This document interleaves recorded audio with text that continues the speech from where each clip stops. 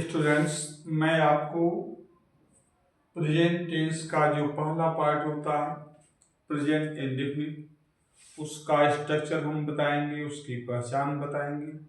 उसको ध्यान से सुनिए, निश्चित रूप से आपको समझ में आएगा। ठीक है, मैं हिंदी और इंग्लिश दोनों लॉन्ग में इसलिए बोलता हूँ कि सारे बच्चे इसको समझ सके, चाहे वो हिंदी भाषी हो या इंग्लिश भाषी हो।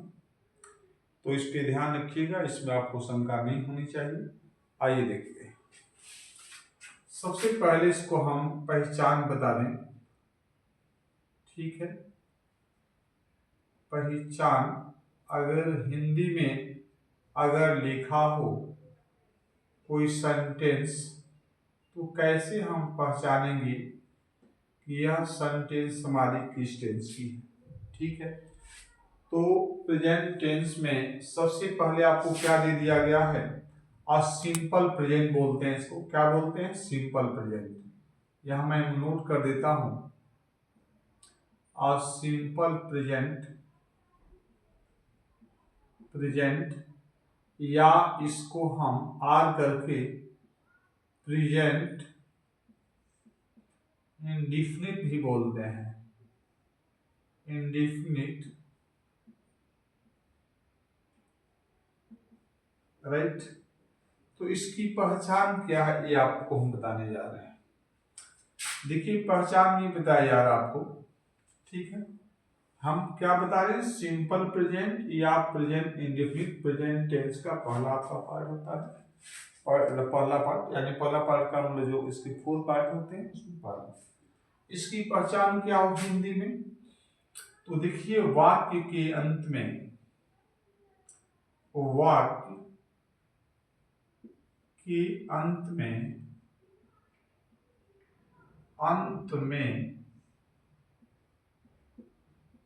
ता है। क्या दिया है? ता है, ती है या ते हैं। ते हैं दिया होता है, दिया होता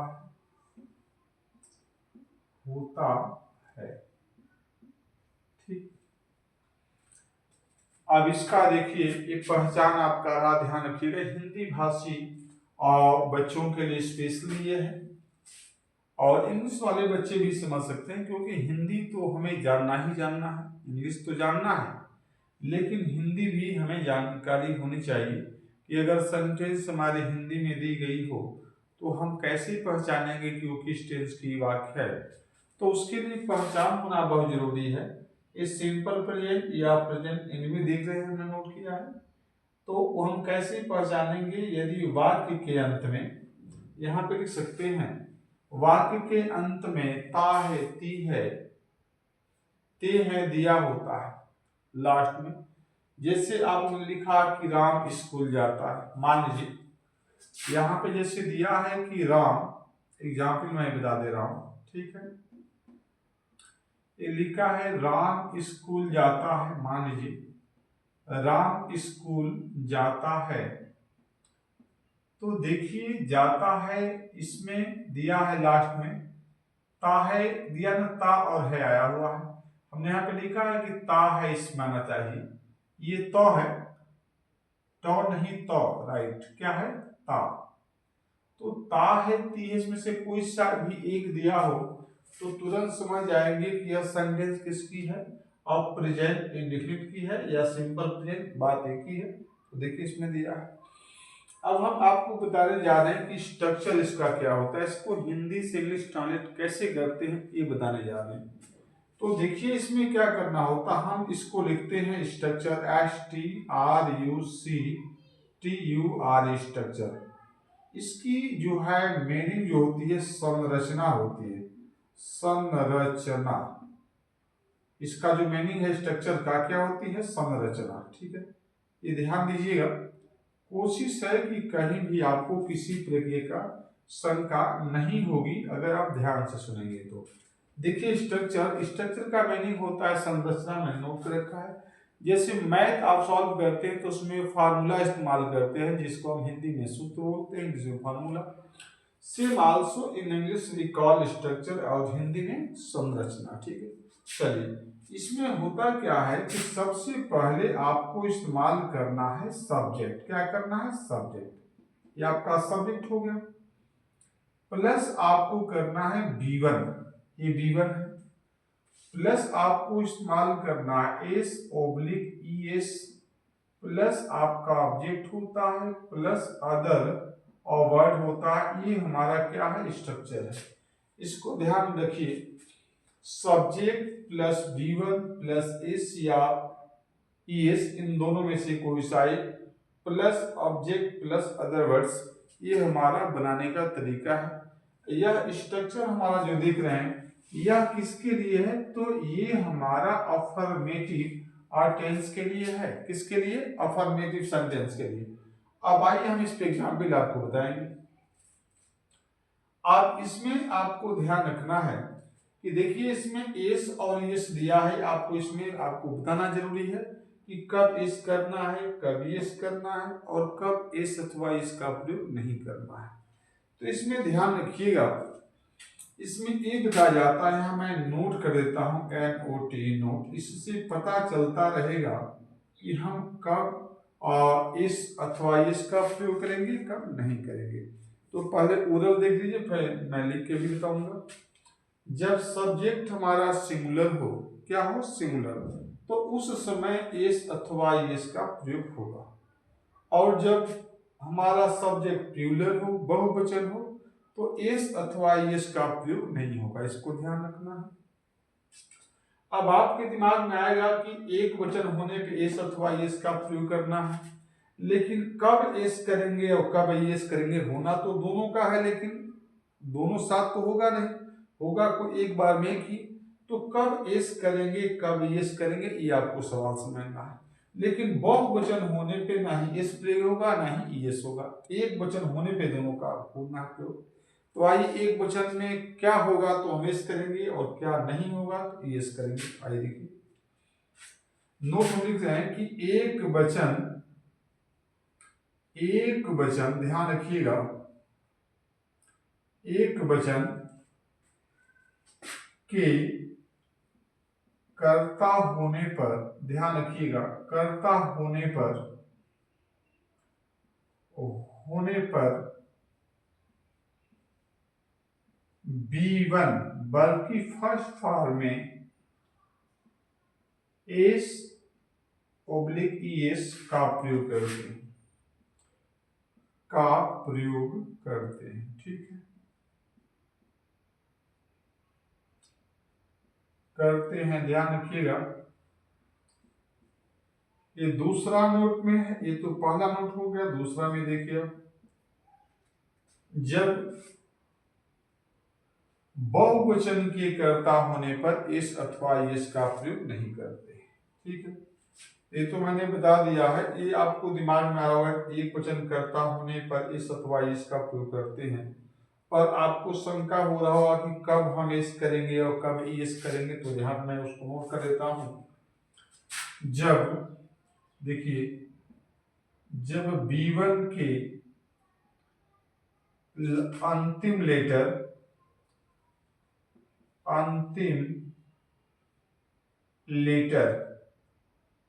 को हम अक्षर भी हिंदी में बोलते हैं।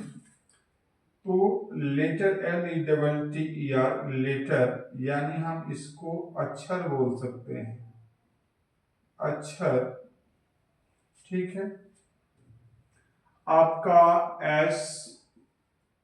SH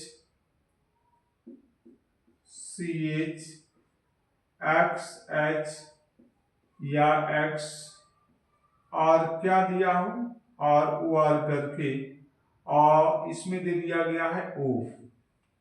SHCH X double X है, वैसे डबल X आता नहीं, XH कर दीजिए, XH हो सकता है, या X दिया हो। ठीक है, कई बार डबल एस भी आ जाता है, जैसे डबल एस कर दीजिए, हो सकता है कई बार ऐसे वर्ड आ जाते हैं जो जिसमें लास्ट में डबल एस होता है। आर क्या हो, ओ दिया हो तो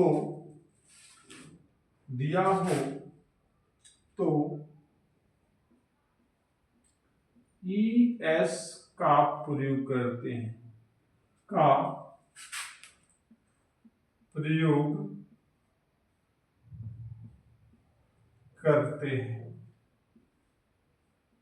हैं, ठीक। ये देखिए स्पेशली ये हिंदी भाषी बच्चों के लिए है, इंग्लिश वाले बच्चे भी समझ सकते हैं। हम आपको जब एग्जाम्पल बताएंगे तो उसमें इंग्लिश का भी प्रयोग होगा। अभी हम करंटली हिंदी भाषी बच्चों को स्पेशली इसको हम एक्सप्लेन कर रहे हैं, जिससे कि आपकी किसी भी तरीके का शंका ना हो।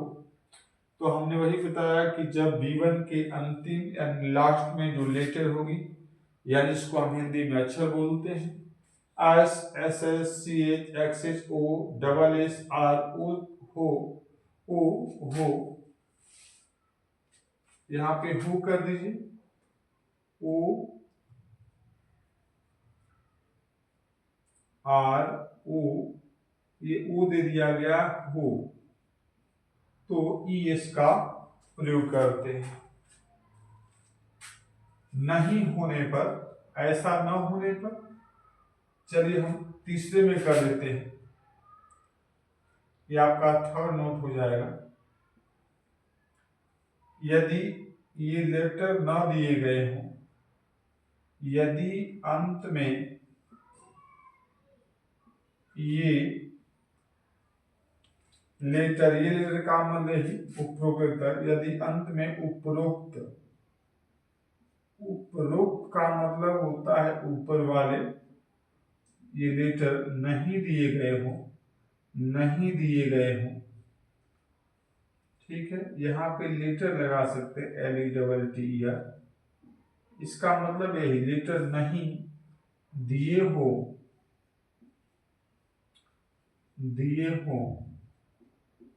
तो वहां पर केवल एस का प्रयोग होता है, वहां पर केवल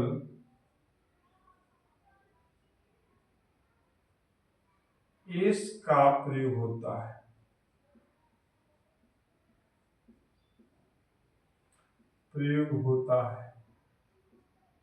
ठीक है।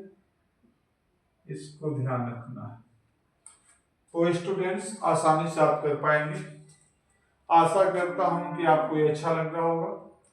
इस पे हम आपको कुछ एग्जाम्पल अभी देंगे, ठीक है।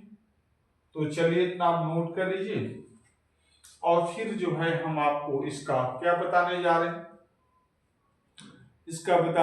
हैं, एग्जाम्पल। ध्यान दीजिएगा, इतना आप नोट कर लीजिए। आइए देखते हैं। अब हम एक और आपको बता देते हैं, एक तो आपको यहाँ दोबारा इसको जरा एक्सप्लेन कर दूं कि आपको शंका दूर हो जाएगा। हम इसमें यही बताने की कोशिश कर रहे हैं कि एक वचन के कर्ता होने पर वर्ब में एस या ईएस का प्रयोग करते हैं। कब एस ईएस का प्रयोग करते हैं? एक वचन कर्ता होने पर। और दूसरा दिया है जब B1 के अंत में लेटर यानी अक्षर जिसको बोलते हैं, S, S H, R, C H, X H, X, double S, R, ओ हो, तो ई एस का प्रयोग करते हैं, यानी एस जोड़ देते हैं। और यदि अंत में उपरोक्त लेटर नहीं दिए गए हों तो वहां पर हम क्या करते हैं? इसका प्रयोग करते हैं। ये कब होता है? जब हमारा सिंगुलर सब्जेक्ट होगा तो करेंगे। लेकिन अगर हमारा सब्जेक्ट मान लीजिए प्लूरल हो तो ऐसे कंडीशन में हम एस अथवा ईएस का प्रयोग नहीं करेंगे, ठीक है। तो इसको ध्यान रखना है। चलिए अब हम आपको बताने जा रहे हैं इसका क्या एग्जाम्पल्स, उसको ध्यान रखिएगा। यहाँ पे एक और बता दूं, चौथा नंबर, यानी बहुवचन, यहाँ मैं नोट कर देता हूं, बहुवचन, ठीक है, कर्ता के साथ, बहुवचन ये दिया है कर्ता के साथ,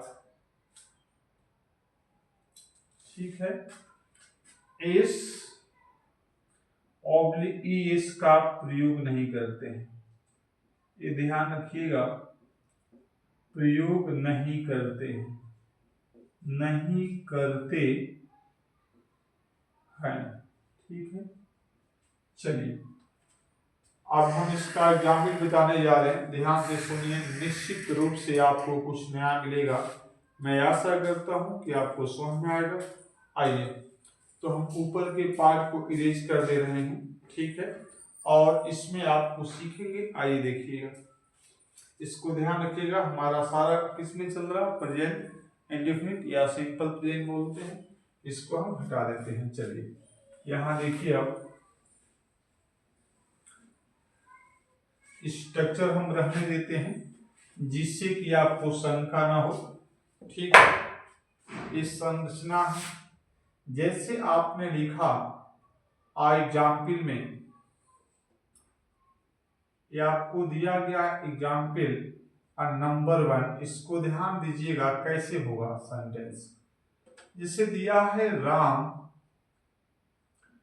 स्कूल, ठीक है, जाता है, राम स्कूल जाता है। अगर इसको आप चाहते हैं कि इंग्लिश में इसको बनाना है तो कैसे बनाएंगे, तो देखिए सबसे पहले आपको क्या लिखा हुआ है, राम, तो हमें इस स्ट्रक्चर को फॉलो करना है, स्ट्रक्चर जो हमने नोट किया है इसको फॉलो करना है।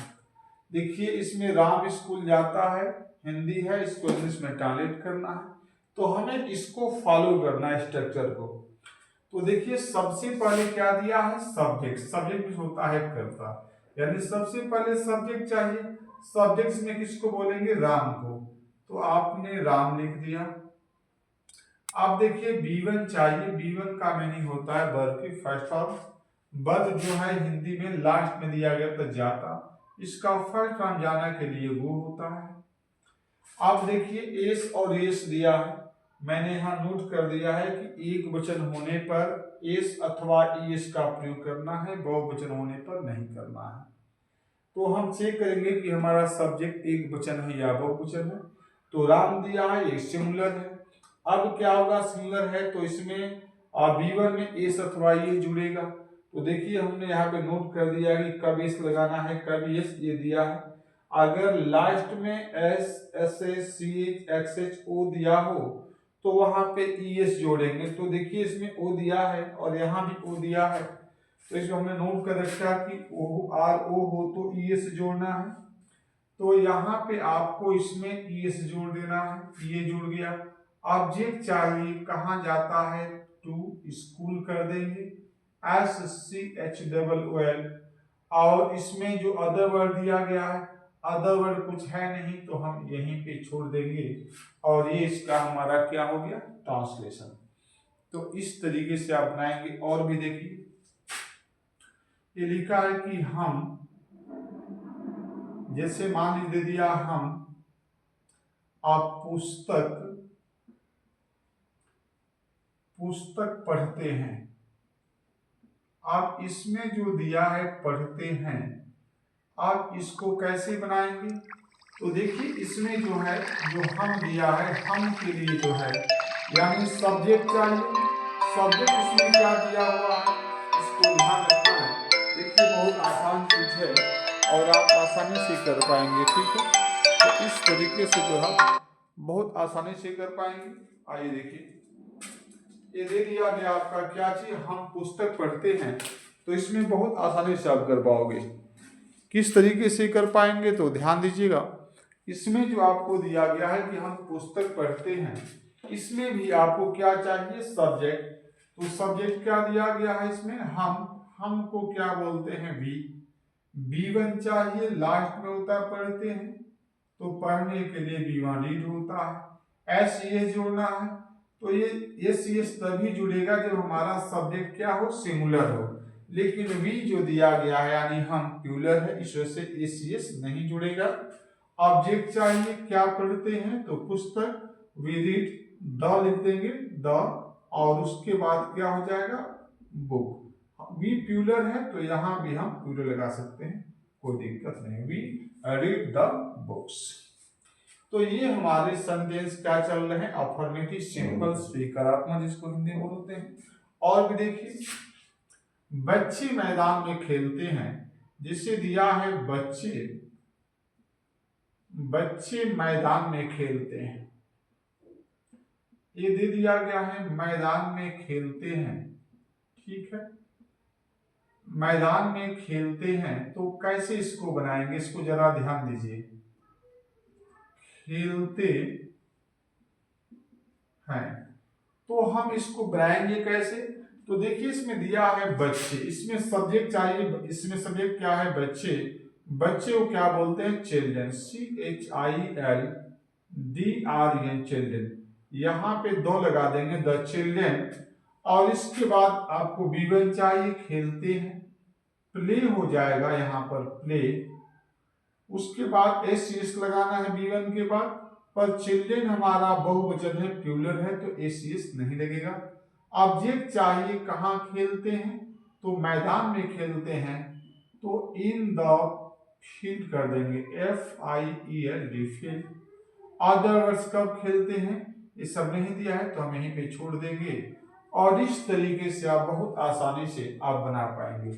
तो अभी जो आप देख रहे हैं सारे सेंटेंस, ये हमारी जो है सिंपल सेंटेंस है, इसमें कोई दिक्कत नहीं होनी चाहिए आपको, जिसको हम अफर्मेटिव बोलते हैं। अफर्मेटिव में स्वीकारात्मक हिंदी होती है। तो इस तरीके से आप बना पाएंगे। आशा करता हूं कि आपको समझ में आ रहा होगा। और फिर इसके नेक्स्ट वीडियो में हम आपको बताएंगे इसका नेगेटिव और इंट्रोगेटिव। निश्चित रूप से आप कुछ नया सीखेंगे। बस ये आपको ध्यान से देखना है कि कहीं भी अगर आपको शंका हो रहा तो आप उसको अपनी बात जरूर रखिए, निश्चित रूप से आपको कुछ नया मिलेगा। Thank you for watching this video. अच्छा लगे तो मैक्सिमम बच्चों तक जहां तक हो सके आप शेयर अवश्य करें। Thank you.